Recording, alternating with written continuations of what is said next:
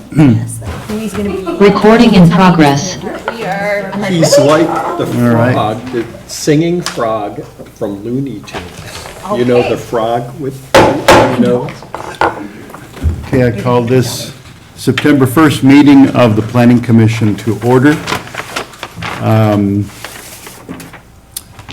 Commissioner Lanterman? Here. Commissioner Brumman? Here. Commissioner Vandeninde? Here. Okay, so we have 4 commissioners on the panel this evening. And whoever would like to join, please stand for the Pledge of Allegiance. Allegiance to the flag of the United States of America and to the republic for which it stands, one nation, under God, indivisible, with liberty and justice for all.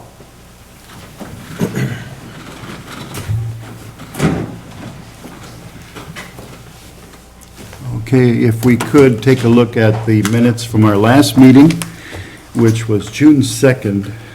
Mr. Chair, I apologize to interrupt. We have to actually have to do the agenda. Agenda first. Okay. Are there any objections or changes to the agenda for this evening? I have one. In the online, in the online packet, agenda, or excuse me, in the printed packet that was delivered to my home, agenda item 7D, which is the Northeast Water Treatment Plant, is listed as item 8A in the online packet.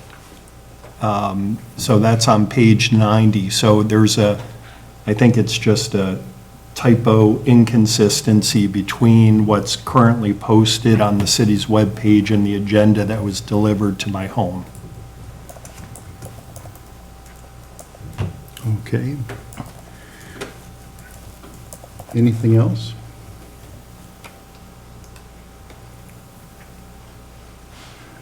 I'll take a motion to approve the agenda. I'll make that motion. I'll second it. All in favor, say aye. Aye. The agenda passes. Number 4, appoint the commission chair and vice chair.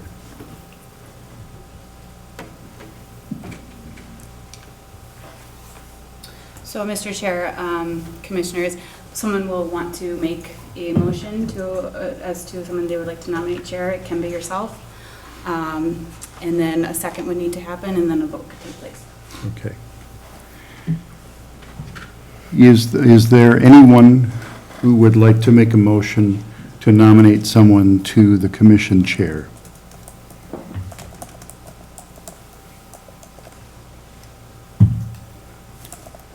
I'll make a motion. I'll nominate myself. Second that. Any others? Any other motions for the commissioner chair? Are there any motions to elect the commission vice chair? Actually, I'm sorry, just process, you'll want to take a vote first, and then we can go on to vice chair. Okay. If there are no other nominations, all in favor of Commissioner Lanterman taking the chair of the Planning Commission, say aye. Aye. Congratulations. Thank you.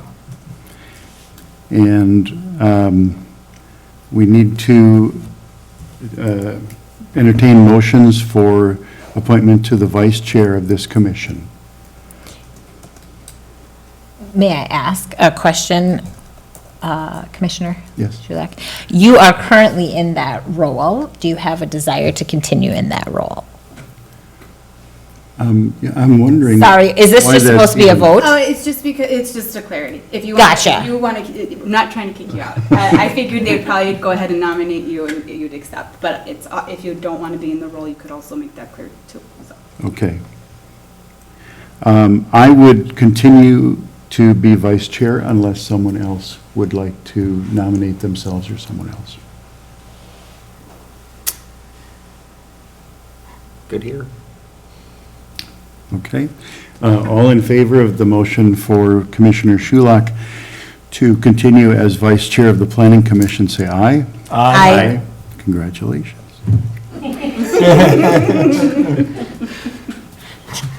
Easiest election ever. All right, moving on to number 5 then. We have the open forum.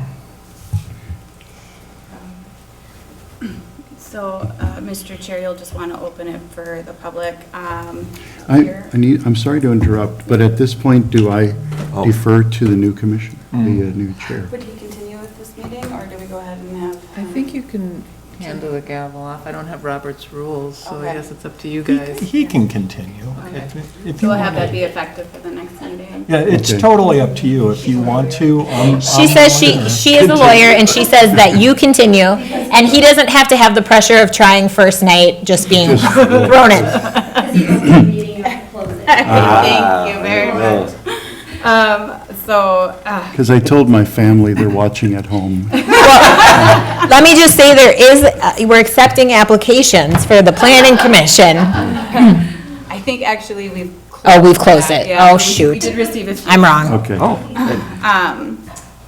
Open forum. So we will just want to open the floor for the public. Those of you joining us online, the open forum is for anything that is not on tonight's agenda. If you would like to speak to the commission, you would, if you're on the phone, press *9, I believe, to raise your hand. Otherwise, on computers and mobile devices, you utilize the raise your hand function via the reactions tab. And Mr. Chair, no one is raising their hand at this time. Okay.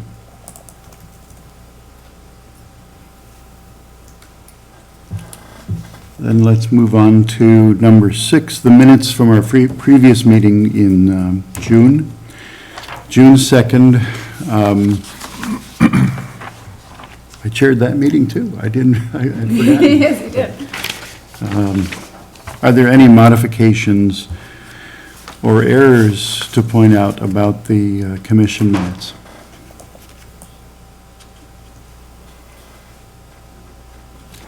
All in favor of approving the minutes, say aye. Aye. Aye.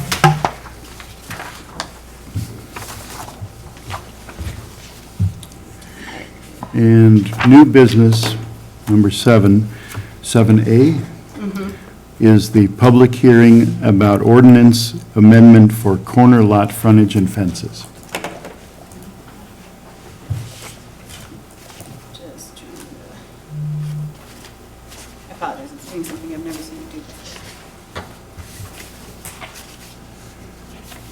I just want one I think you just had one slide on the screen. Oh. Previewing for you. Awesome, thank you. Thank you, Mr. Chair. So our first item tonight is a public hearing for a zoning ordinance amendment. It does encompass a few different topics, primarily related to fence standards.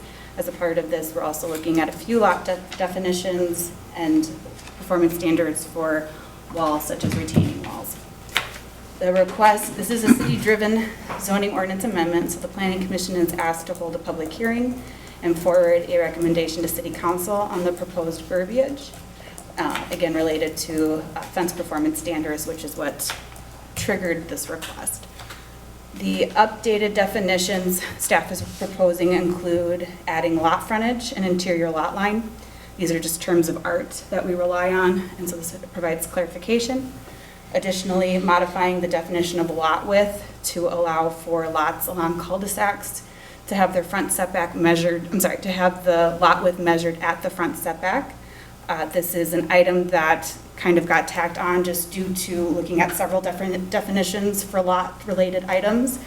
And this is an item that comes a lot to us in variances as well as typical for our PUD district standards. So it's just a way to have it uniform across the city code. As far as the update to section 1060.080, which deals with our performance standard for fences and walls, the verbiage now proposes several changes, including the clarification of when encroachment agreements are required, requiring adequate access for maintenance, changing the threshold to require zoning permits for anything placed within a drainage and utility easement, 25 feet from lot frontages and 10 feet from interior lot lines. The big change will be allowing fences of up to 7 feet tall and 100% opacity to be placed up to 25 feet of the lot frontage or the principal structure setback, whichever is less, depending on the underlying district. There is an exception for properties that have frontages along arterial roads, also known as county roads. A 100-foot setback would still be required with the option to reduce to 60 feet with additional landscaping. The verbiage also provides specification that fences cannot interfere with a 30-foot site visibility triangle from intersections and driveways on the property as well as adjacent properties. Public Works also wanted the commission and city council to consider a few items that have been added since the last discussion with council, specifically adding performance standards for swimming pool fences and barriers, and then specific performance standards for retaining walls. A few items have come up since we've started this process, and they just wanted it to be part of the discussion since we were already looking at this chapter. The recommendation for the council is to open the public hearing. Staff recommends approval of the draft ordinance and draft resolution approving findings of fact. Thank you. Thank you. We now will have the, open the public hearing on item 7A. Is there anyone here who's going to speak on that? No? Members of the public online, if you are joining us to speak at the public hearing for the fence zoning ordinance amendment, please raise your hand. By phone, you should be able to do this by pressing *9 on your tablet or computer. There should be a raise your hand function via the reactions menu. Mr. Chair, no one is raising their hand at this time. Then let's close the public hearing. Do we need a motion for that? Okay. All in favor of closing the, we need a motion first. All right. I'll make a motion to close. And I'll second. All right. All in favor, say aye. Aye. All right. Would any commissioner like to begin with comments about 7A? Sure, I would. So I had a couple questions for staff, and then I wanted to just, okay, well, I'll start with the question. So the first one was considering the, reducing the 100-foot setback to 60 with additional landscaping standards. And I guess the question would just be, does staff see a reason why that wouldn't be, I mean, right now we primarily use it with PUDs, right? That are, when do you see it most commonly happen, I guess? A lot of the A time. lot. You usually see it with site plans for pretty much any property, especially commercial properties along county roads. Okay. I guess I just see it as it gives a landowner so much more of their own property for use. So I was trying to determine if there was a perspective that I was missing in terms of like why we would not just make that a blanketed, 60-foot. right? Not like blanketed, but like why we wouldn't make that an allowance, acceptable in this scenario, Commissioner Brumond, this was a point of discussion with the city council. Originally, the previous draft proposed 25-foot setback along all frontages on county roads as well. However, our county roads have been identified as a place we want to preserve a bit more for multiple reasons. It allows for future road expansions that we're not thinking about right now. It also provides greenways in that sense that the larger setback gives kind of more of a rural feel, and a lot of our county roads serve as entrances to the city. So I think the direction at the end of the meeting was they wanted to keep that 100-foot setback because a large privacy fence is going to wall off our county roads. And they wanted your feedback on potentially allowing for fences to qualify for the building setback flexibility where it that we is. allow. Okay.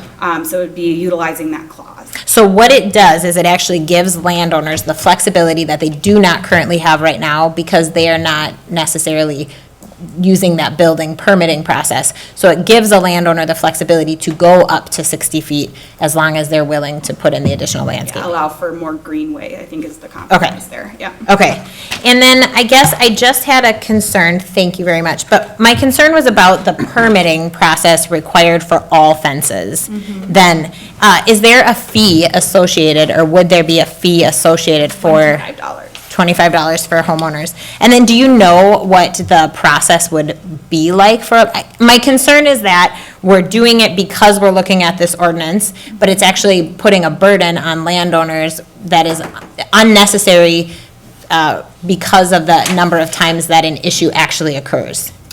So Commissioner Bremen, we have a current process, and the current process is 6 feet from lot lines. And I just find it's very arbitrary because our usual drainage and utility easements are 10 feet. Okay. We do run into situations where we know, especially with the front yard, we used to have, for privacy fences, which are much more of a Yep. fence, they can cause drainage issues, and also with the amount that they cause, depending on what you're proposing. If you're putting it in the frontage where there is some kind of easement we need to access, and we know we're going to access it, we find it's much better to have the conversation before they've installed anything, instead of going in and tearing down the fence when we need to.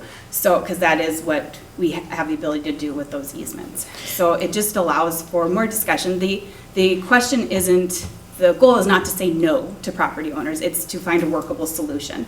And sometimes that means slightly off this line, so you're not impacting this swale that we know is right there, or of an existing issue that we know about. But I would say we do run into issues quite a bit, and our 6 foot has been okay. I just find it very arbitrary, knowing that our drainage utility easement is our drainage utility easement. So I feel like we should be having those same conversations with anyone that wants to put a fence within their drainage utility easement, not just when it's 6 feet into it.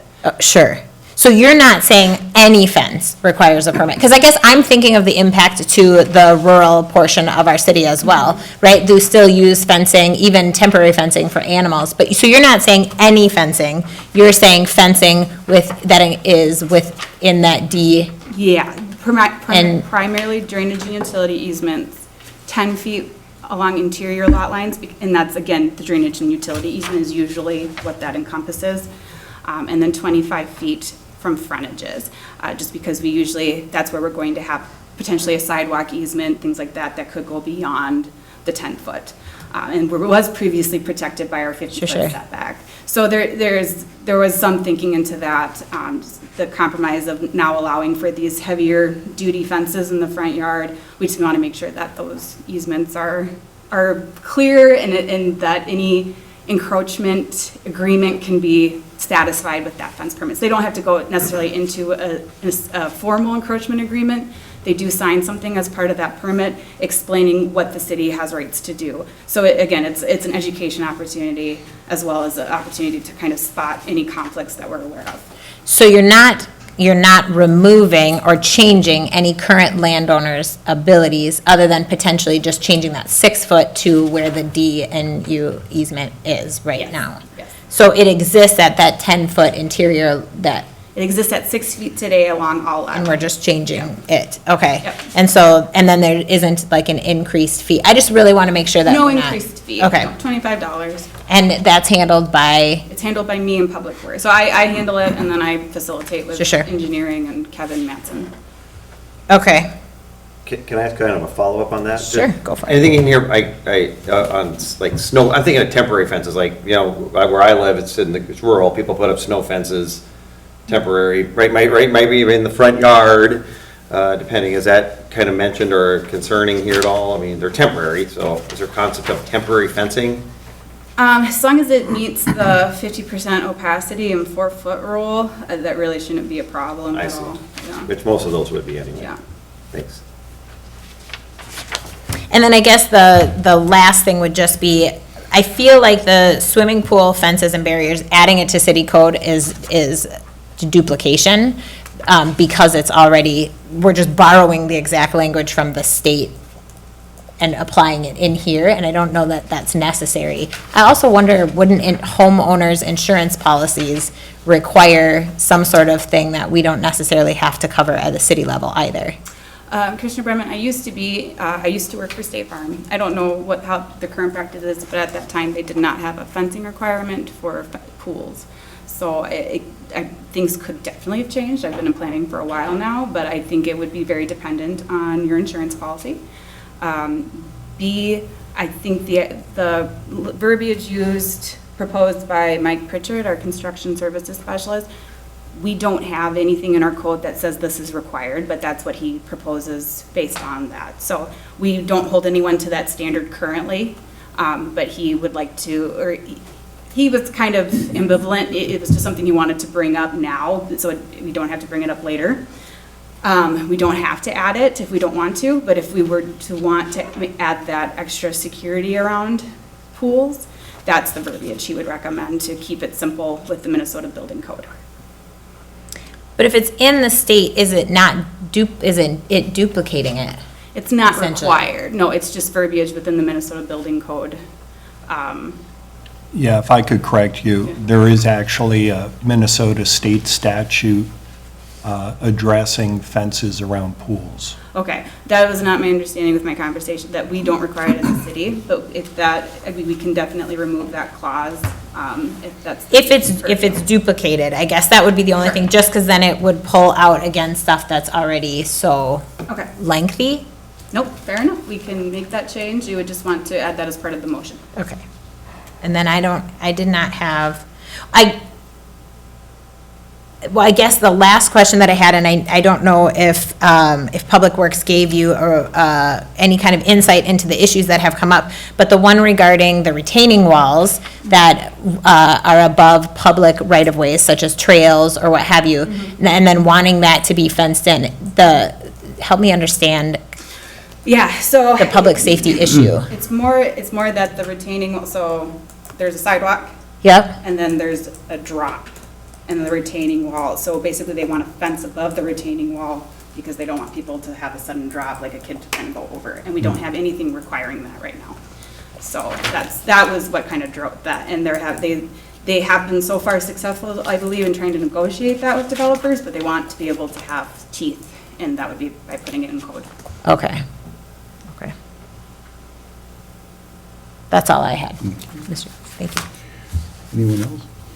Commissioner Lantern. So this agenda item seems like a Swiss Army knife. It's a kind of an all-in-one and several seemingly unrelated issues just being packed on.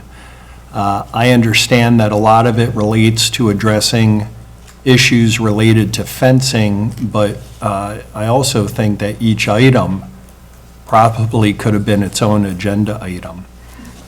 First, the staff report discusses changes to the definitions section. After reading the proposed language for the first two, which is lot frontage and lot lines, I am in support of those, and they specifically relate to the issue that prompted this discussion. The third one, though, is not like the others. It changes the measuring stick for lot width of cul-de-sac lots, specifically noting that this has been a requested flexibility for PUDs. The proposed change to the definition states, for lots on a cul-de-sac, the lot width shall be measured at the required minimum front setback. So basically, you measure across from the front of the house instead of at the road. Do I have that correct? Commissioner Lanterman, it's not necessarily the front of the house, so if the front setback for principal structure is 25 feet, then it would be, you would have your lot line 25 feet back from your lot line. That's where the width would be measured. Okay, thank you. So to me, this seems like an ancillary issue that is kind of riding along with the fencing and corner lot issue. This seems unrelated to the corner lot fencing issue that prompted the discussion, and it seems to instead be, awarding by right, something that has to date been categorized as a requested flexibility for PUDs. I think we should keep the status quo on this definition and deal with it on a case-by-case basis in the PUD context. Second, I support almost all of the changes to the fences and walls section 1060.080. I completely agree that fences should generally not be placed within easements, and further agree that the threshold for zoning permit review in subdivision 1E should be changed to 10 feet. And, frankly, I'm a little surprised that this is not how our code is already written. The second one, though, the part about maintenance and access, what is that for? It says reducing neighborhood conflicts. Could I get an example of a neighborhood conflict? Yes, Commissioner Linderman, our construction services specialist, recommended that change, just with the idea that if a fence were to be placed along a lot line or very close to the lot line, and there is a conflict between the two neighbors, the person who owns the fence would not be able to maintain the other side without asking for permission from their neighbor. So this is just encouraging that it be offset enough so they can deal with painting. I mean, it might be something that most neighbors are going to be pretty reasonable about, but not everybody has a reasonable relationship with their neighbor.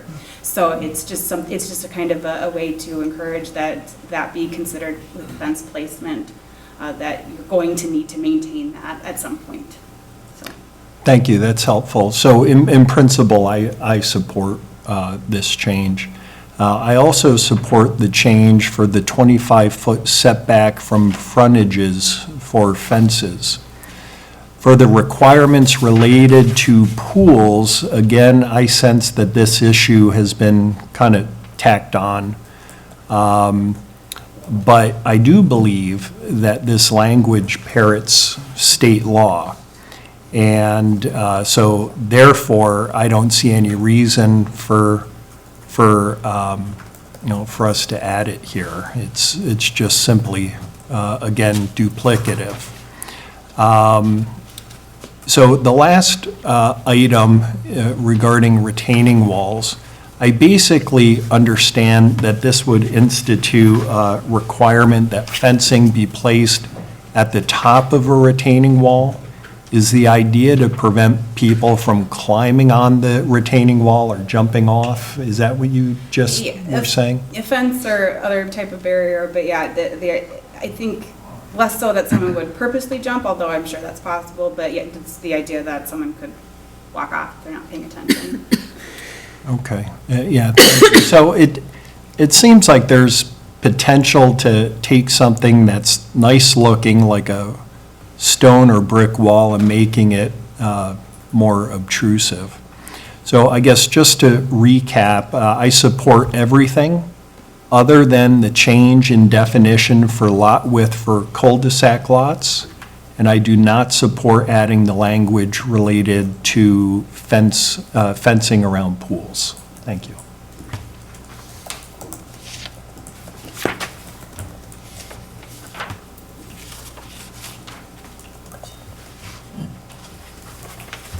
Any other comments?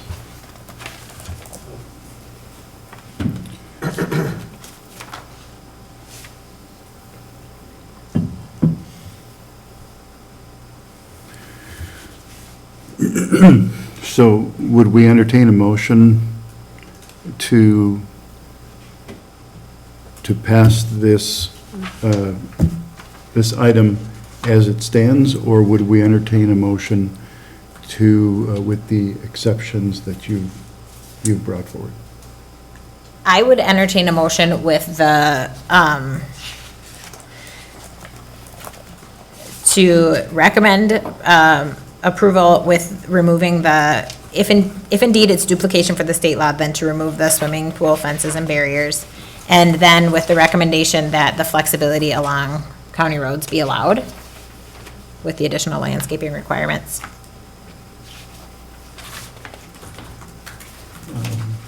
Would you like to make a motion? I will make a motion Okay. with those, to recommend approval with those changes. A second? Then you have, sorry. You have an You have extra one. another one. Yeah, so Different. I would make a motion to adopt the changes recommended by my colleague, but also add, That you or, keep or, on. or rather subtract the language On lot width. related to lot widths or Mr. cul-de-sacs. Chair, we do have one motion on the floor, so we need a second, and then Commissioner Landerman could make a friendly amendment, make a motion for a friendly amendment. Okay. Do we have a second for your motion? Yes. I'll make that second with the caveat that I would like to make an amendment. Okay.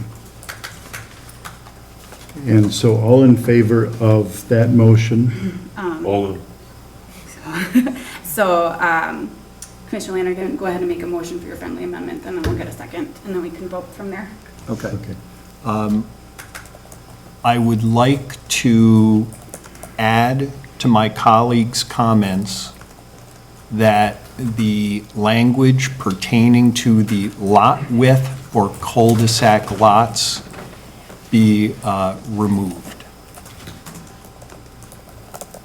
I'll second that. So then we'll vote on the friendly amendment, and then we can vote from there. Okay. All in favor of the friendly amendment, say aye. Aye. Aye. All in favor of the original motion? Aye. Aye. Aye. And the motion passes.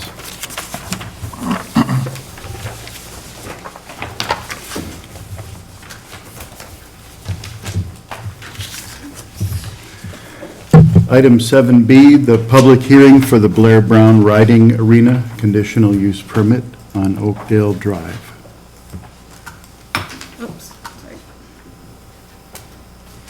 All right, thank you, Commissioner, or Chair Shulak.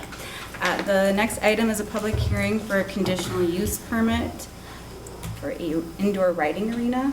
The applicant is Blair Brown, and the CUP would allow for a structure with a footprint of 4,800 square feet and a sidewall height of 16 feet 4 inches.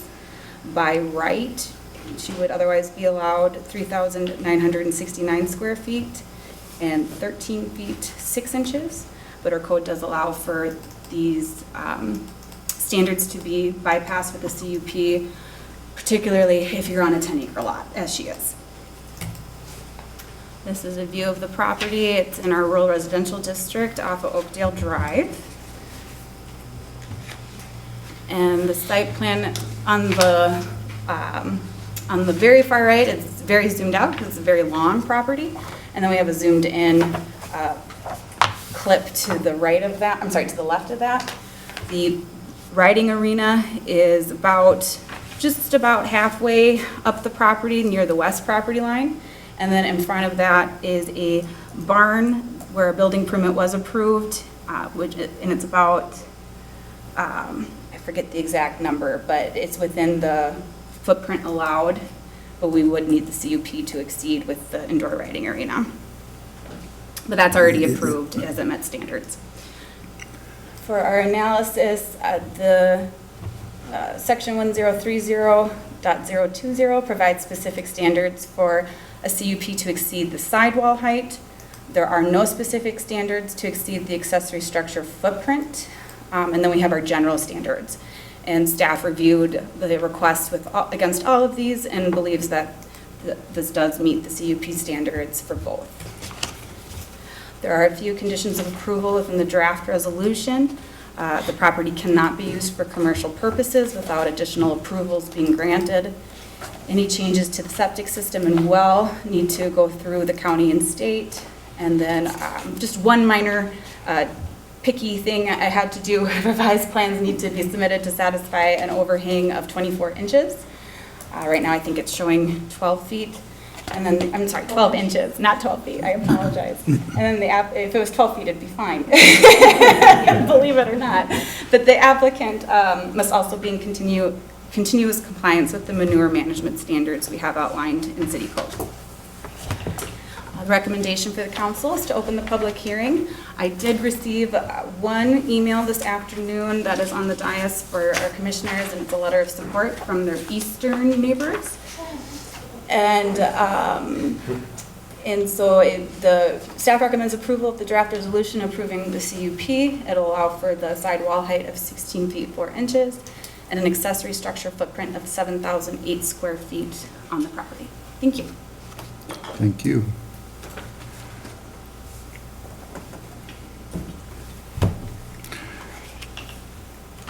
I'd like to open the public hearing portion of this item. Is there anyone here that's going to be speaking about the Blair Brown Riding Arena? I'm Libra. I'm just here to answer questions. Okay. I'll go up if they have questions. If there are questions, yeah, Yeah. you can approach the microphone if there are questions. Members of the public online, if you are here to participate in the public hearing, please raise your hand.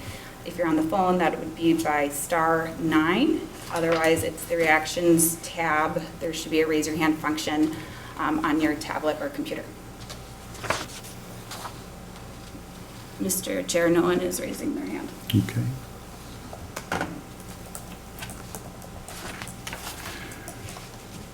I'd like to entertain a motion to close the public hearing. I'll make that motion. I'll second. All in favor, say aye. Aye. And would anyone like to start with comments? Commissioner? I don't have much to share here. I think that according to the standards outlined in the code, this application substantially complies with the code. And indeed, the CUP is a mechanism for the homeowner to request the ability to exceed the building footprint and the building height. I support granting this CUP as it relates to both building height and exceeding the maximum allowed footprint. Thank you. Thank you.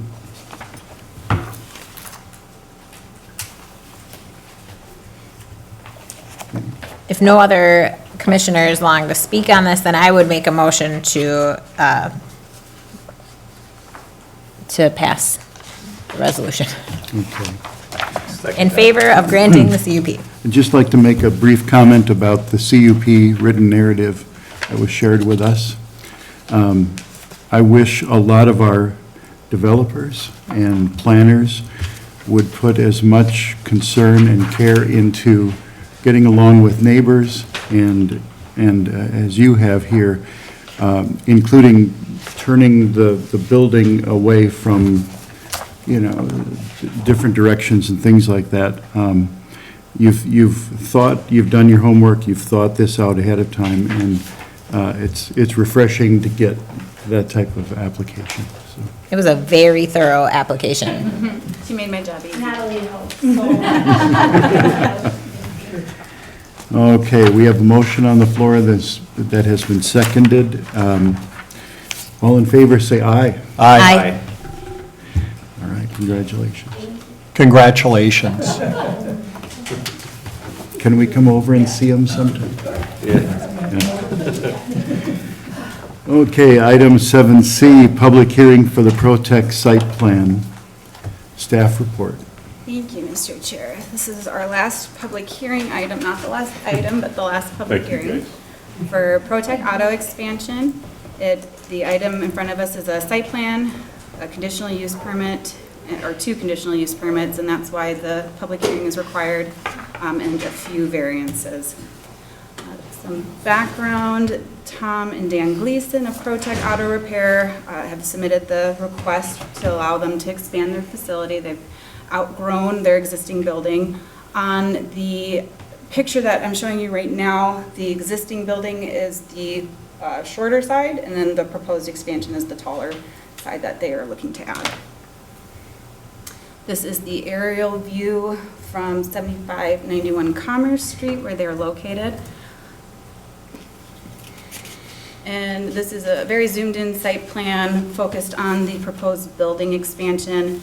It does provide a view of the proposed parking lot, parking spaces that they're looking to add as part of the expansion.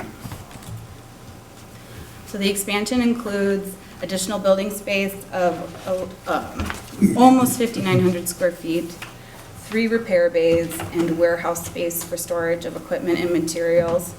Their plans show 24 parking stalls, and the primary parking area would become paved with bituminous and concrete curb and gutter, and their gravel areas are being designated as exterior storage space for their longer-term vehicles. The plans did comply with the basic district lot standards, such as the building anyways did comply with the setback. The exterior storage, we do need a little bit more information to confirm 80% opacity screening can be met year-round, and I need additional information on the fence as well, so this has been added as a conditional of approval for the site plan and conditional use permits. For parking, there are 3 variances that are going to be needed. The southern drive aisle width of 23 feet, the western drive aisle setback of roughly 5 feet, where a 10-foot setback is required, and a 20-foot setback for 6 parking spaces, where 4 were approved prior to the establishment of a 50-foot setback front setback for parking. There are 5. There are employee parking spaces shown on the north end of the expanded building, and this does need to be further shifted north so that there is a separation between the parking spaces and the building. That's not reflected on the plans currently. Additionally, an encroachment of the western drive aisle onto the neighboring property that exists today does need to be addressed with the approval of the site plan, regardless of the approval of the variances. And then a revised plan must provide required parking screening for spaces 11 and 12. For landscaping, I need more information on the existing overstory trees and understory shrubs, and I think they're gonna be pretty close to that landscaping requirement. I've been to the site. I just don't think enough was shown on the plan. Streets and access, engineering recommends a concrete apron at the entrance of the site. This is not a condition of approval based on previous feedback from City Council, but we do ask the Planning Commission to provide feedback on whether they believe this item should be a condition of approval. For utilities, engineering just said they must obtain a permit from Hennepin County to abandon the current septic system shown on the site. For building materials, the proposed expansion does meet the approved or allowed building materials, but that's based on verbal confirmation, so I just need revised plans that show they're going to use integral colored block as discussed. But they also need the CUP that we'll discuss further to bypass an upgrade requirement on their existing facade.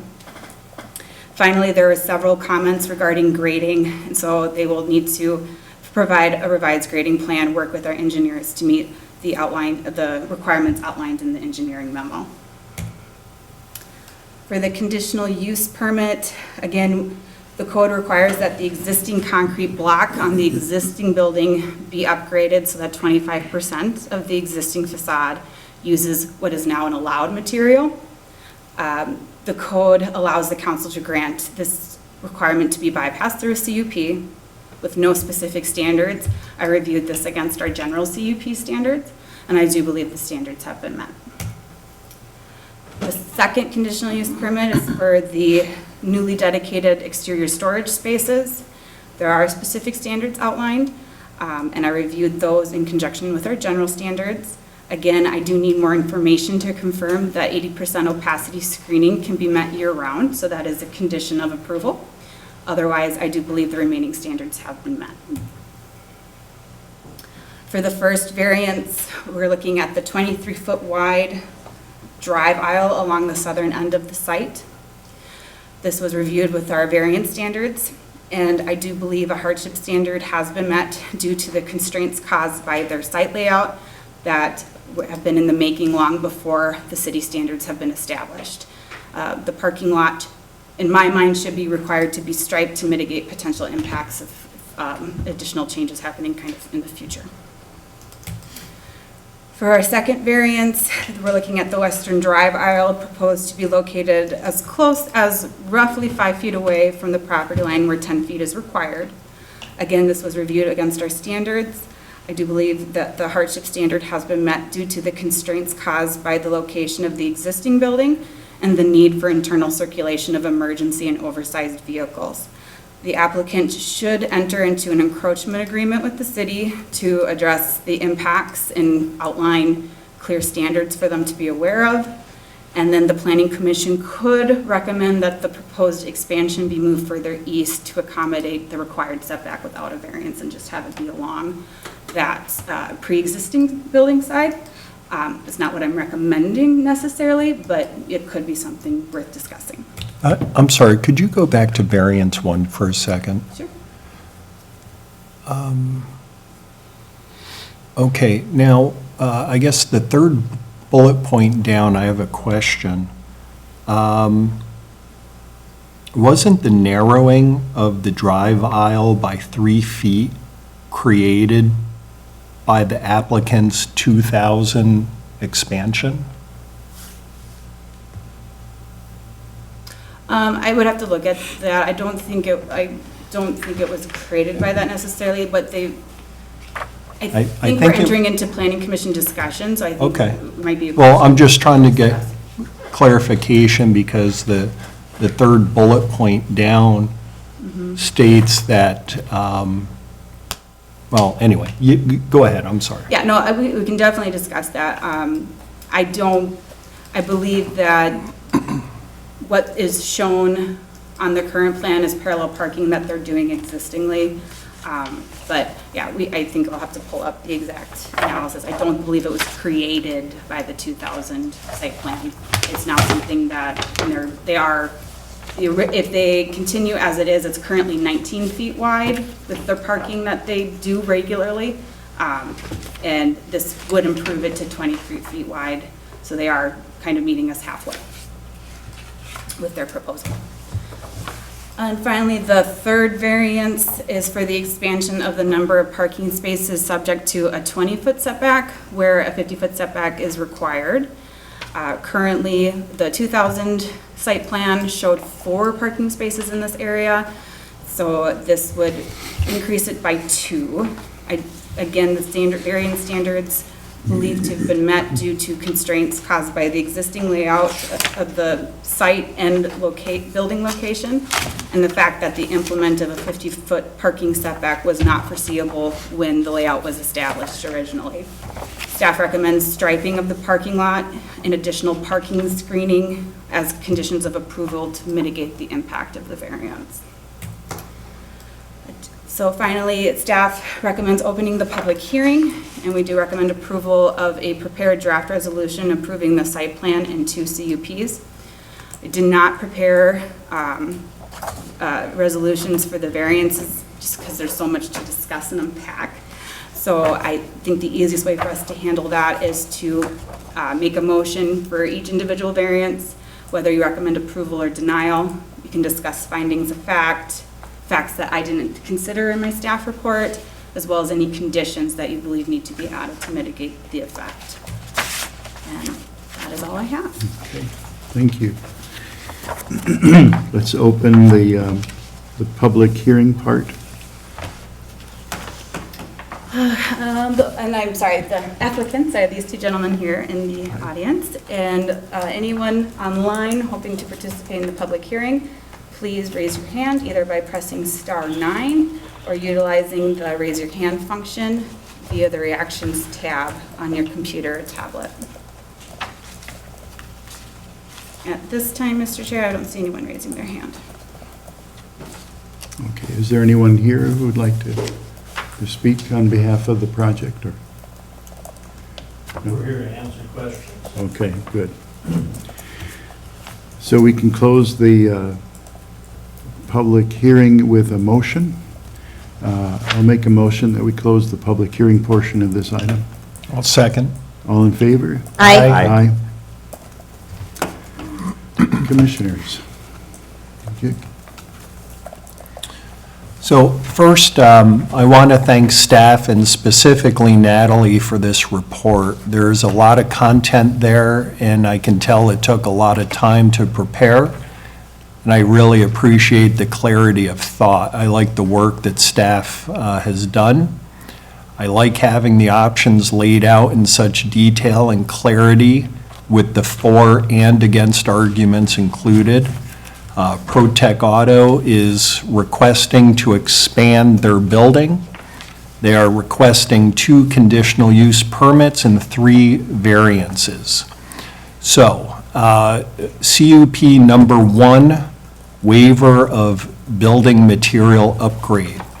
Essentially, the applicant is asking to waive the requirement that 25% of the exterior of the existing building be updated.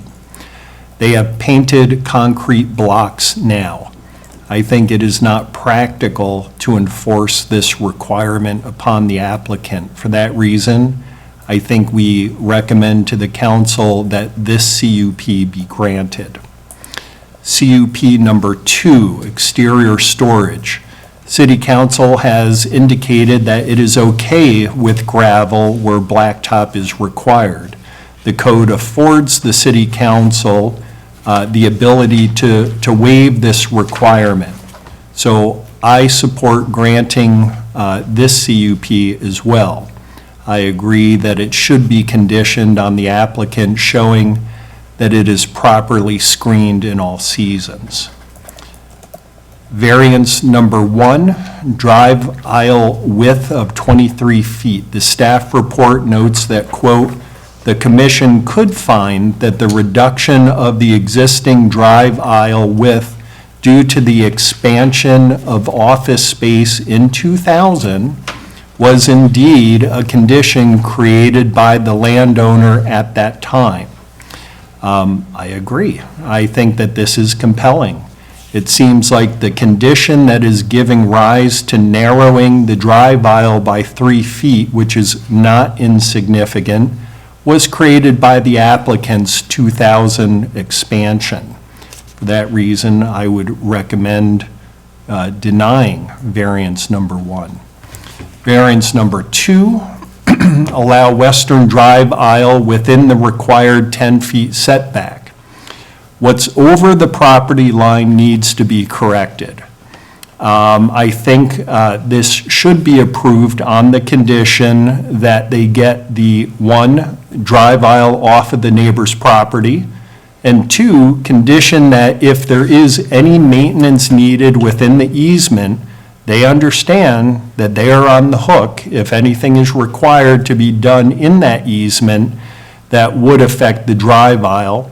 And 3, I think it said that it's currently 17 feet where fire code requires 20, so it should be conditioned on that widening as well. Variance number 3, which is allow expansion of non-conforming parking spaces. Basically, my understanding is that since the first 4 spaces were installed, the setback requirement has increased. I think that based on the arguments laid out in the staff report, this variance should be recommended for approval. So just to recap, I recommend approval of the 2 conditional use permits. I recommend approval of the drive aisle on the western side of the property with conditions, and allow the expansion of the non-conforming parking spaces. I also recommend denial of the variance for the narrowing of the drive aisle on the grounds that it was created by the landowner during the expansion in 2000. Thank you. Thank you. I just want to add, I understand what you were saying now. I did not understand at first with the office space, so I get it now. Okay, thank you. Thank you for clarifying. If I can just kind of jump in then a little bit on that, because around that, you had mentioned the city engineer is not concerned with the drive aisle width of 23 feet? Correct, Commissioner Vandenides. So I did ask them point blank, do we have any objections to a 23-foot drive aisle? Are there safety concerns? I have seen other cities that have less of a drive aisle. They don't necessarily have a 26-foot drive aisle for 90-degree parking. There were no concerns when I brought this up with the city engineer. And they believe it's an improvement from what the site is today with adding 4 feet. because right now it's 19 feet, so this would actually, they would have to, when they're doing the parking lot, they're gonna actually push it a little bit more to the south to add in 4 more feet. So I think the idea was, there really weren't too many concerns, and the fact that our 26-foot drive aisle is more for 90-degree parking backing up to 90-degree Where it'd be parking. like, I was wondering about that, because where it'd be Right, like where this the- and you have, Right, and so this versus this is parallel and, yeah. Yeah, so I don't think there are a safety concern that the engineering team is concerned about. I think that our standards, as they were written in our city code, were an attempt to not only think of safety, but provide comfort. So I think that's what we would be losing by not requiring a 26-foot setback there.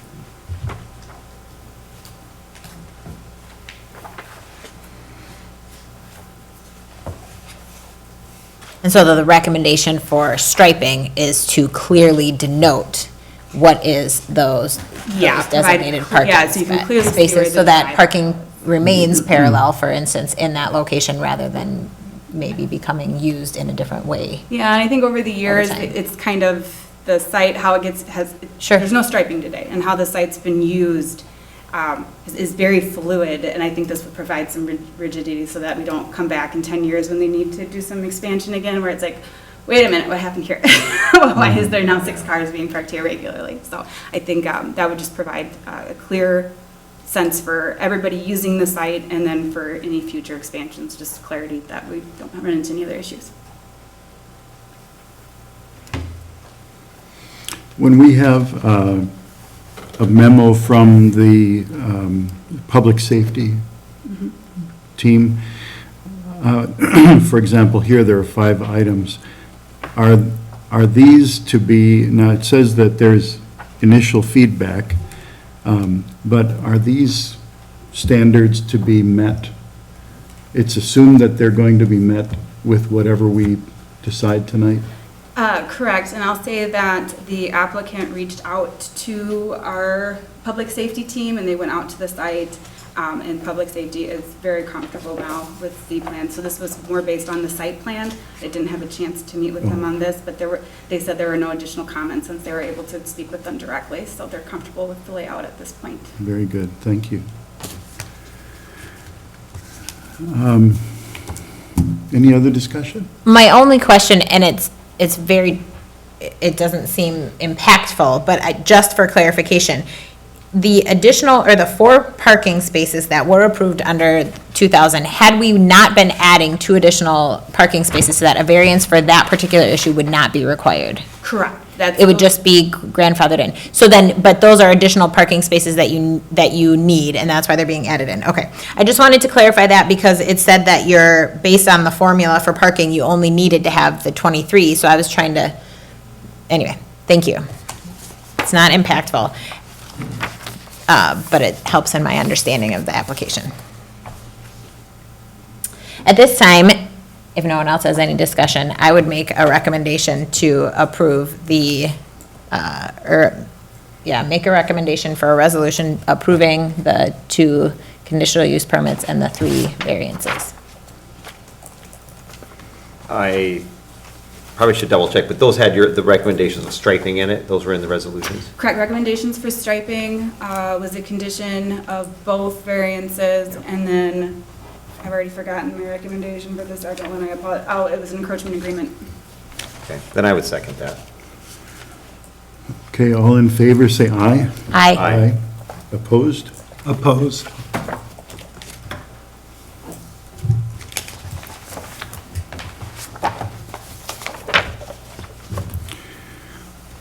Item 7D, Northeast Water Treatment Plant Site and Variance.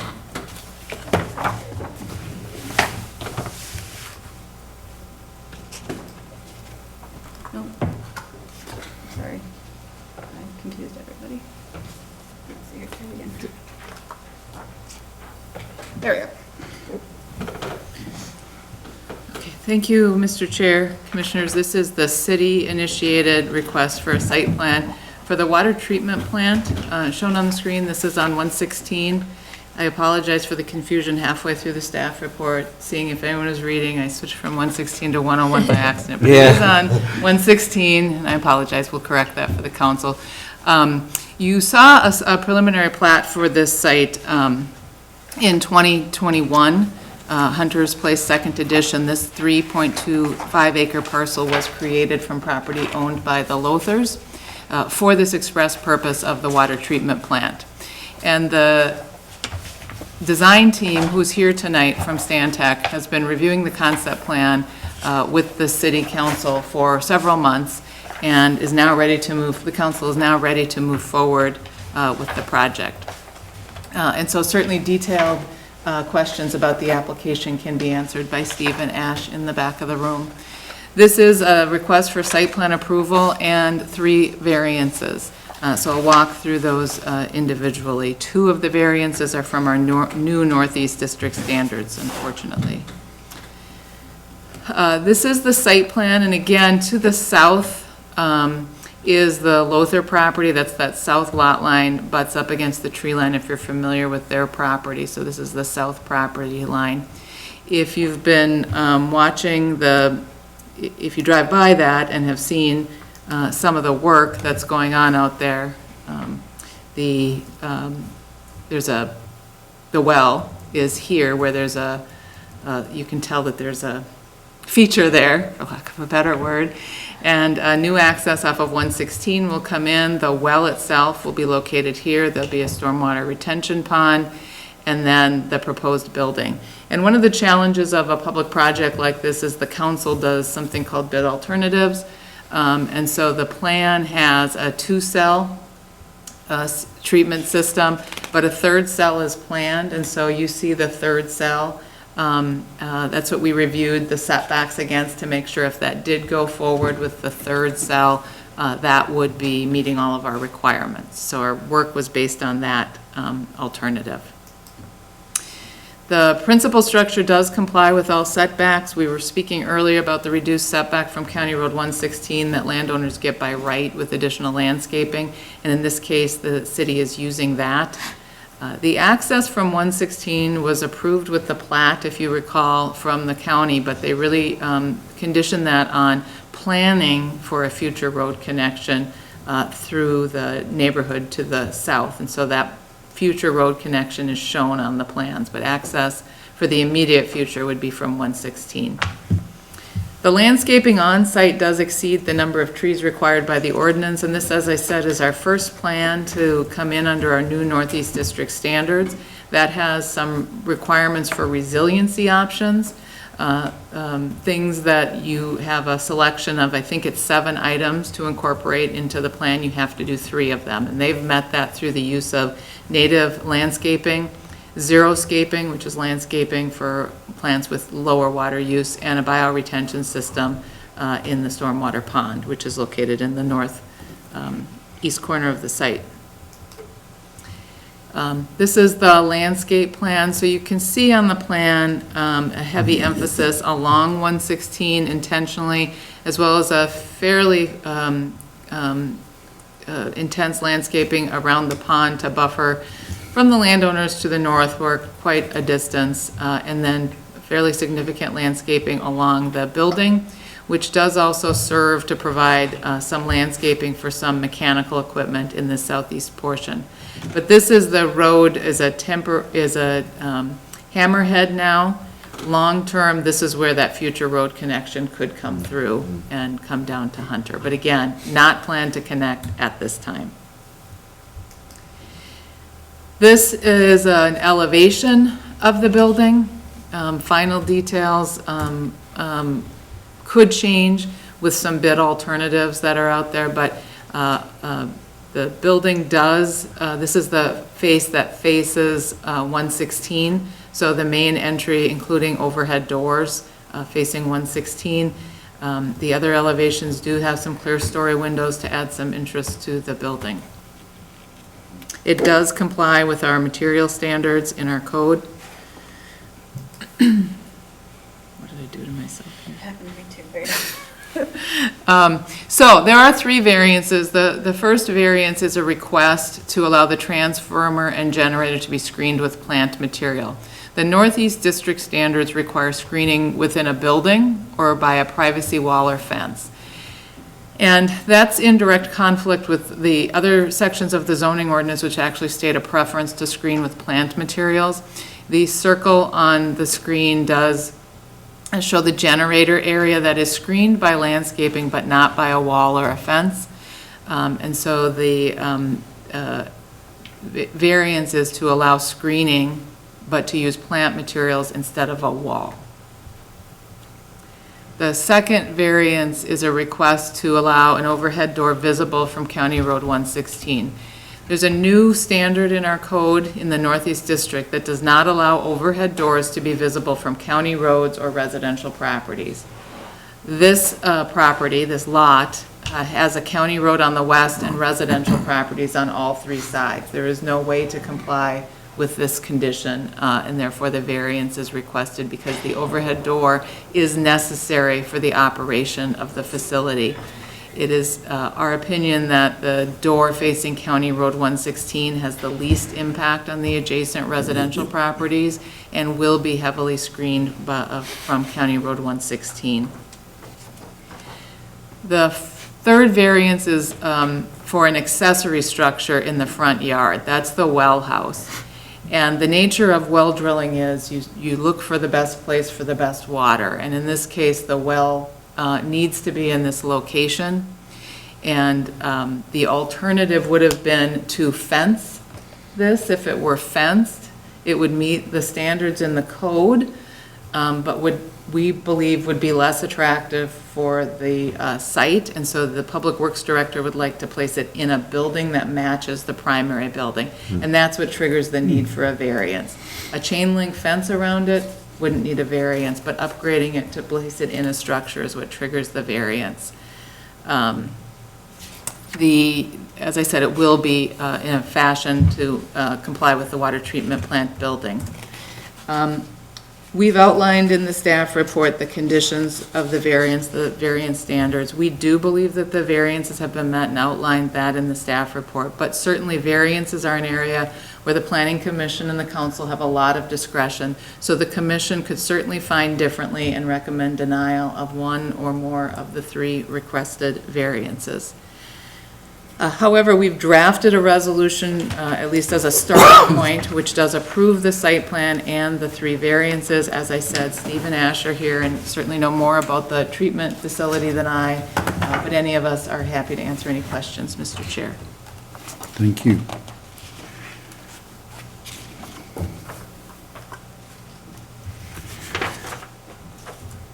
So there's no open public hearing on this? Correct, Mr. Chair, because variances and site plans do not need public hearings by themselves, only if there's something else that needs a public Okay. hearing. So then, would anyone on the commission like to begin? I would. So here's the deal. In May of this year, we voted to approve recommending the plan for the Northeast District. I voted against it. Now it's here in practice, and we're told that there are errors with it. The staff report says, quote, "This is the first project to apply the Northeast District standards, and staff believes this was an error." Didn't the city take a lot of money from Hennepin County, which ultimately was paid to the city's planning vendor Landmark to implement this plan? And now in our very first application of it, we're abandoning it and calling it a mistake. My point during discussions in May was that this money required the addition of 23 pages of, in my view, unnecessary new code, and that we should be careful to consider everything in it. I think the language was clear, quote, "Utility service structures such as utility meters, utility lines, transformers, above-ground tanks, refuse and recycling handling, loading docks, maintenance structures, and other ancillary equipment must be inside a building or be entirely screened off-site views utilizing a privacy fence or wall that is at least 6 feet in height. How does this language not apply to an above-ground generator or pump for the water treatment facility? I do not see that there are any practical difficulties described in a way that is satisfactory, other than, quote, "this was a mistake." It shouldn't apply to this utility. I don't think that's right. We adopted this code, and now we should live with it. I don't support granting this variance. I think the bed has been made and laws apply equally to everyone. With respect to variance number 2, the overhead door, this one I find more convincing. I think that the conditions here are unique to the property as surrounded by residential areas and the county road. These conditions were not made by the landowner. I think that this meets the variance standard. I think this should be recommended for approval. Variance number 3, putting the accessory building in the front yard. I guess my question, why is this relevant to the accessory building? The staff report notes, quote, "The Northeast District guidelines require utility structures to be screened within a building or by a privacy fence. Complying with the requirement for screening in the Northeast District will place the accessory structure in the front yard of the lot." How does this tie into the screening issue? It seems that this accessory structure is a variance from the urban residential district zoning, not the screening requirement for the Northeast District plan. So to be clear, the well has already been drilled in this front yard location, and it was picked specifically for that reason that makes the water plant more efficient. If so, then I support recommending approval of this variance.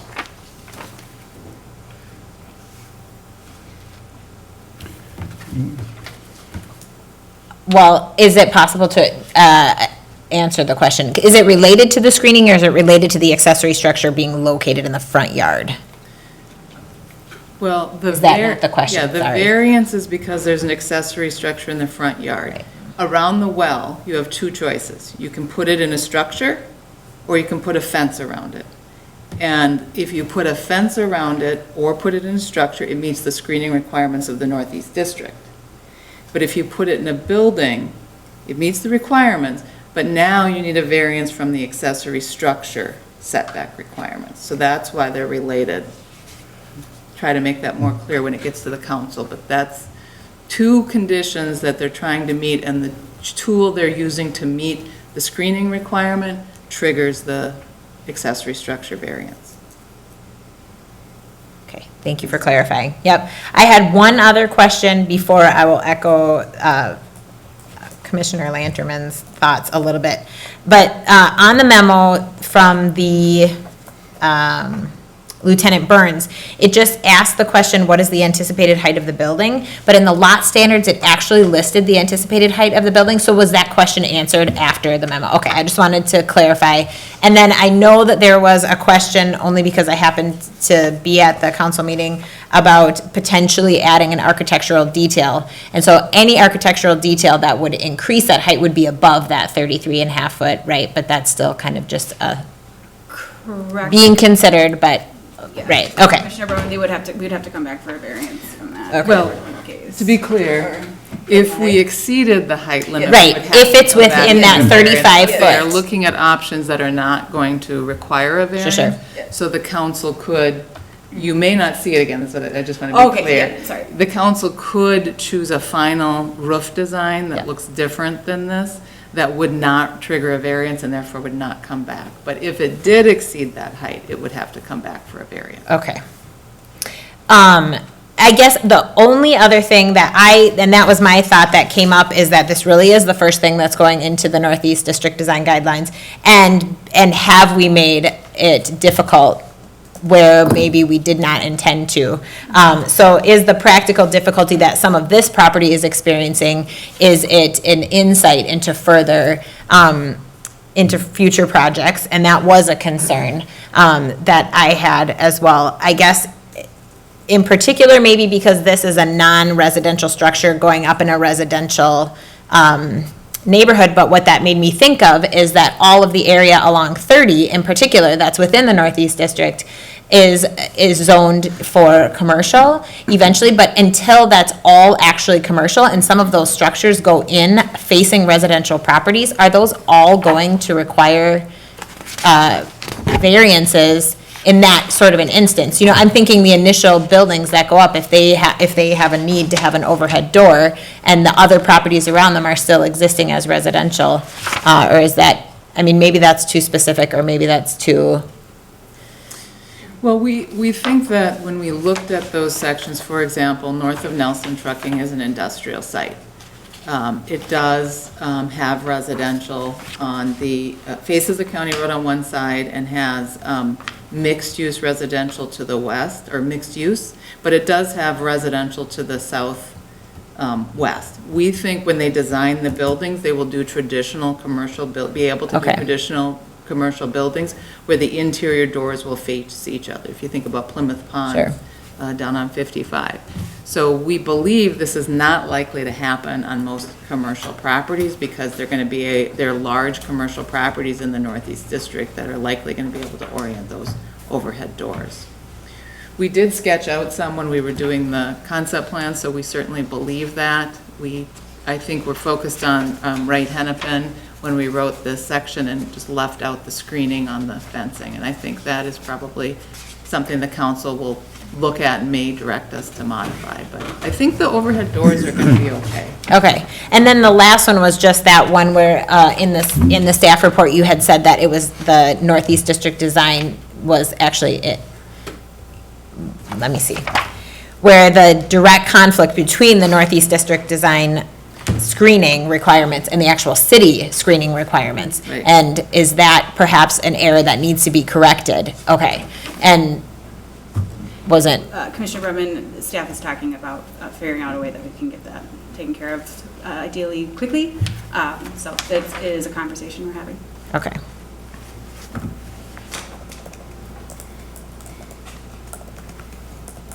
Yeah, I just had a question too, kind of around that first variance for the utility. It doesn't, it just says there are practical difficulties in putting a fence around the generator but it doesn't really say what it is. It's just more of like, it sounds more like a preference to put plants. Is there actually a difficulty?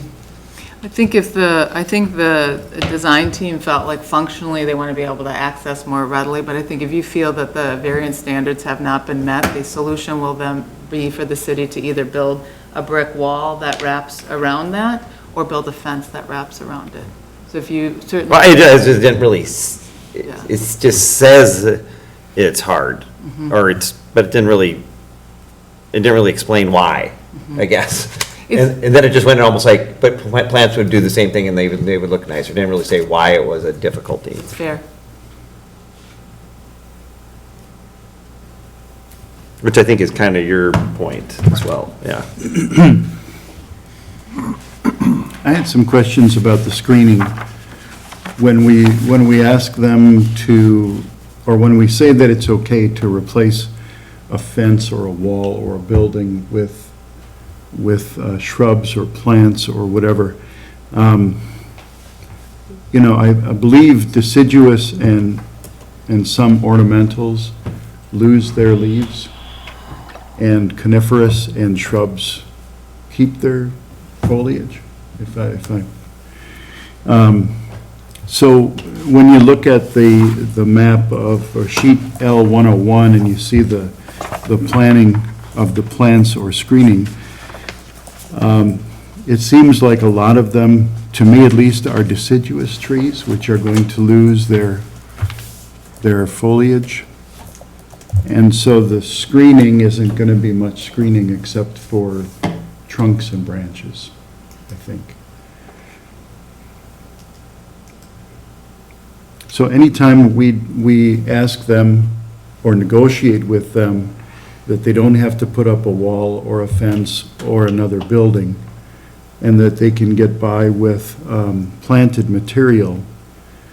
Shouldn't the planted material have the same barrier ability as a fence or a wall or another building?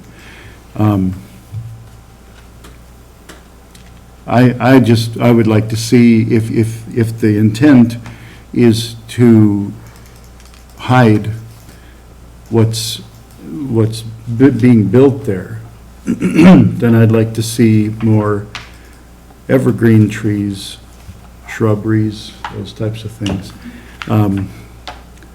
Because, here in Minnesota, we've got 4, 5, 6 months, 7 months of winter, and so, to me, it doesn't make sense to make that trade-off, knowing that they could come in and put in trees that are going to lose their foliage, and that defeats the whole purpose of having the privacy fence built around, so.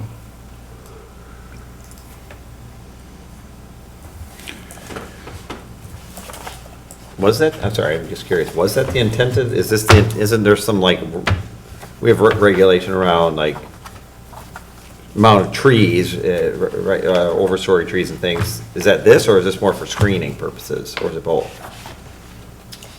Right, because that's what you're saying, if it's meant for screening, then is that really screening? Because a privacy fence is year-round. Right. That's right. If the screening is intended to screen the equipment, it would need to be swapped from honeysuckles and dogwood to an evergreen type tree to provide the kind of screen. It could be mixed in, which can add some interest, some evergreen trees, cemetery trees, I'm trying to forget what are they called. Coniferous? Right, coniferous? Well, coniferous trees are the ones that don't lose their leaves, but I'm, Arborvitae? arborvitae, thank you. Yeah. Something like that does a nice job mixing trees.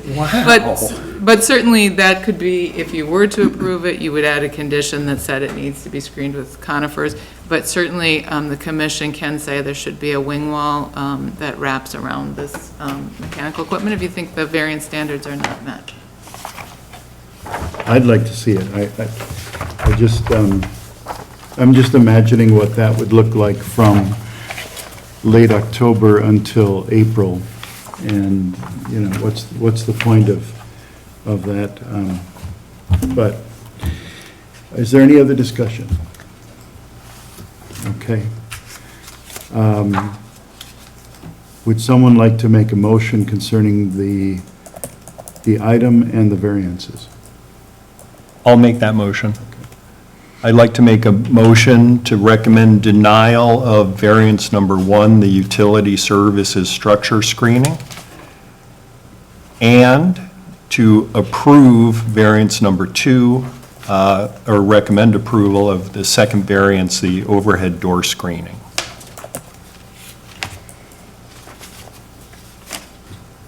And variance 3? The well house? Oh, yeah. Allowing an accessory structure. Oh, and I would tack on to my motion approval of variance number 3, the accessory building in the front yard. Is it possible for me to tack on something to Commissioner Lanterman's If you get a motion? second. If he approves it? No, so you would go ahead, we can need a second for his motion? Okay. And then you can make a With the motion for amendment. friendly Okay. amendment. All right, so do we have a second for that motion? I would second that. All right. All in favor? Now you do a No, friendly. now I do. Now do Okay. your amendment. Okay. Not a hostile one, just I a would- friendly. I would like a shrubbery. Shrubbery. I would like to see a note placed in there that more of the foliage be year-round, be perennial, as opposed to deciduous, if that. Well, to clarify, he is recommending that the variance for variance 1 be denied, which would require a fence around that equipment instead of plantings. Am I correct? Commissioner Bremen, I think the way that Chair Schulak just worded it, he was saying for the site plan overall, he'd like to see more foliage. Oh, gotcha. Well, I was going to Yes. clarify that. Is that Right, yes. you're trying to, so do you have a suggestion for what that means? I mean, what do you, 50% more. I mean, we do have conifers on here, so were you thinking a specific mix, just to provide direction? I would start with green things that stay green all year round.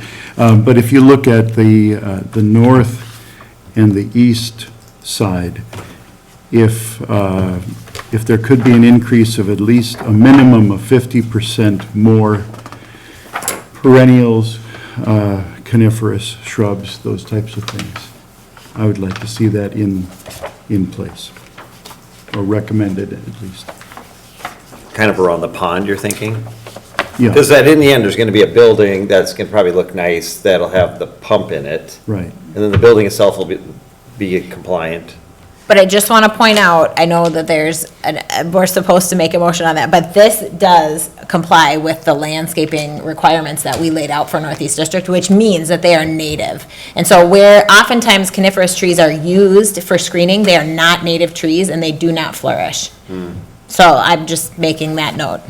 Yeah, I think it would be good to not be specific, to say, I'd like to see more of that. Ash and Steve are hearing that, and we can forward that to the council. I want to be careful, because they sometimes don't do great for screening in wet areas either.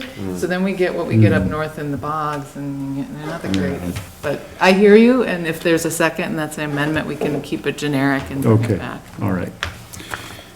And we have a second on that?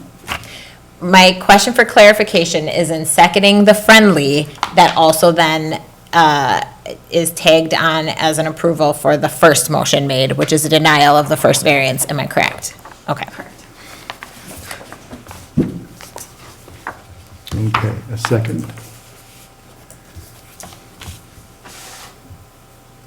Where are we on this? We're seconding the friendly amendment, which is. That is what add- someone is hoping for, but the friendly amendment is attached to the motion that denies the variance approval for Right. the screening, which is the thing that's going to be corrected for staff. Right. So Commissioner Bremen, just for point of clarification, if you don't agree with the denial, if that's what's holding you up, just assume everyone else wants to deny it. Do you want more foliage to be year-round on the site plan itself? That's basically what you would be seconding and voting on right now. Sure, And yeah. you can always vote no against the original motion when it comes to that. Oh, that's right. Okay. I'll second that. Okay, all in favor? Of the Aye. friendly? Of the friendly. Friendly. Aye. Friendly. Aye. Yes, Aye. aye. All right, So it's 4-0, right? Yeah, for all, for the friendly. and then Now it's the the original. original motion was to deny variance 1, but approve variances 2 and 3. Is that correct? Yes. Okay. All in favor of that? Do we have a second on that? We had a second. Aye. Okay, Yeah. okay, all right. All in favor of that proposal, say aye. Aye. Aye. All opposed? Aye. Okay. Okay. Thank you.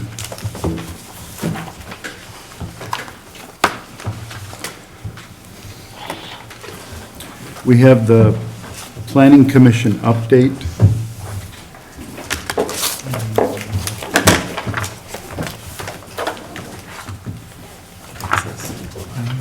Thank you.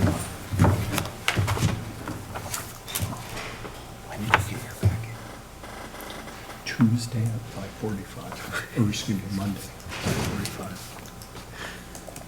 So so this is just for a chance for you guys to ask questions on the planning project update, if you have anything from staff.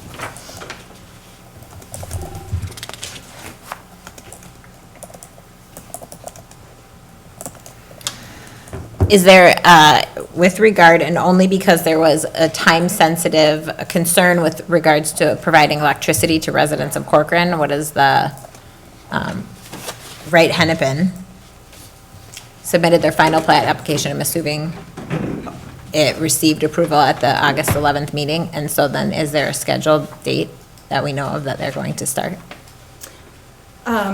Commissioner Brumman, staff's working on finalizing everything to be released for recording. I believe we're fairly close. I think there's a few clauses we're still ironing out. And then, once they have that, they should be pretty close. If I could, they're hoping to start on the 16th. They're waiting for their wetland bank credits to go through, which needs to happen before they can actually start site work. So Natalie's working hard with them to get everything else ready so that on the 16th they could start. Okay. I'm just curious, whatever happened with that one, I don't know which one it was, but where we were trying to debate about the townhouses. Pulte. Was that Pulte? It's the Hoagland property. Where the people from Medina all came and that one, what happened with that one? That one was approved. With kind of those townhouses and the little extra density and Yeah, stuff. so that Yep. received final approval on August 25th, and so we are just, usually with these big plats, it takes a while to work through the final agreements with staff, so we're beginning stages of that.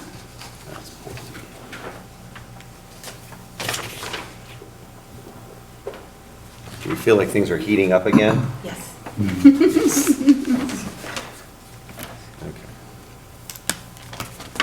Anything else about the upcoming plans? If not, then we'll move on to the city council report. Council liaison Barrington. Thank you, Chair Schulak. Yeah, go back to that Hoagland property and such, folks.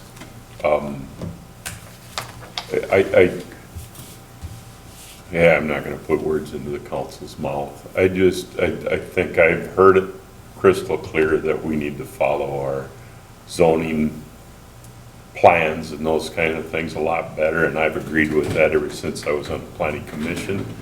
I think a lot of things are wrapped up, completed from everything that's happened in the past. And again, we all have to own, whoever was on the council, whoever was on the planning commission prior to us. But I think you as a planning commission and us as a council and mayor can start to redirect and make things kind of the way it is and planned going forward. Will that stop PUDs from coming and those kind of things?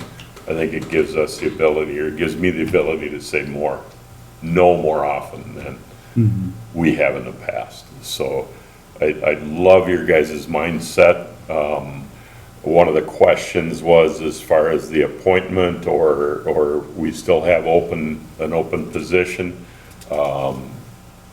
Acting Mayor Bottoма tabled that until Mayor was going to be there so they could explain and talk about the recommendations related to a planning appointment and such. So that's there, and that's I didn't get any information. I'd share something with you if I knew anything about it, but I don't. And as far as heating up, I'd rather not heat things up anymore. We're going to see a lot more activity, and I've heard it clear, the pushback and the way things have happened in the past, that developers kind of get their way. Me being one, I want to follow our plan as close as I possibly can. I think it's very, very clear. If you guys have paid attention to our council meetings, you may have been online or here. I really do believe and think that we are trying to follow the plan a lot more. The comments made by Commissioner Brumman and all you guys tonight, which one was it? The arena, the writing. We wish more developers would come in and follow those guidelines and those kind of things. And that's something that I originally signed up on the planning commission. I was tired of giving in all of these things and revamping, rezoning, those kind of things. I think all 4 items this evening were excellent, one being us as our city. I mean, those variances are something that I think we need to kind of say no to, because we did set the plan going forward, and we start granting ourselves variances, we got to do a whole lot more. You know what I mean? I don't speak very eloquently, but I'm trying. I don't have as big as words as Mark has either. I bow down to Mark, so. But yeah, there is a tremendous amount of activity.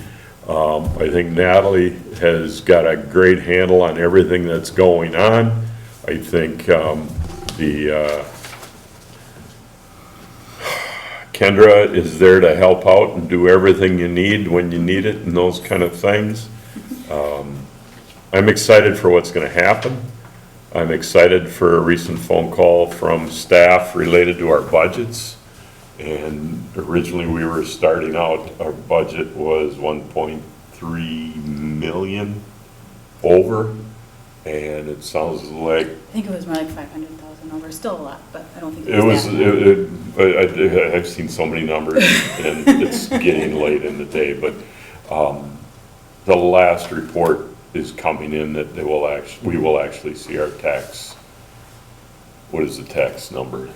40-some%. I don't know the number, but it is actually going to stay the same, remain the same, or decrease, with some recent findings and some recent conversations with Hennepin County, which I think a lot of us are frustrated with what's going on. We keep talking about renaming Corcoran Bottom County and We can just secede and join Wright County. But again, there's just so much money out there, so many things, and I know I speak off the cuff a lot, that we do not, all of us on the council and the mayor do not want to increase our taxes.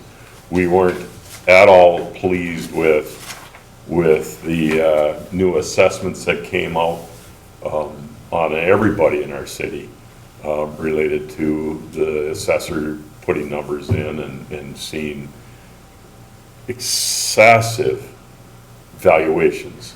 May I ask a question related to that? Excuse me. I'll do my best to Counselor. answer. Well, I just know that prior to, I think it was, quote me if I'm wrong, like 2 or 3 years ago, that the city of Corcoran switched from an independent assessor to using the internal Hennepin County property tax We assessor. didn't switch our assessor that we used was a contract person Okay, that worked for us and did all of those things.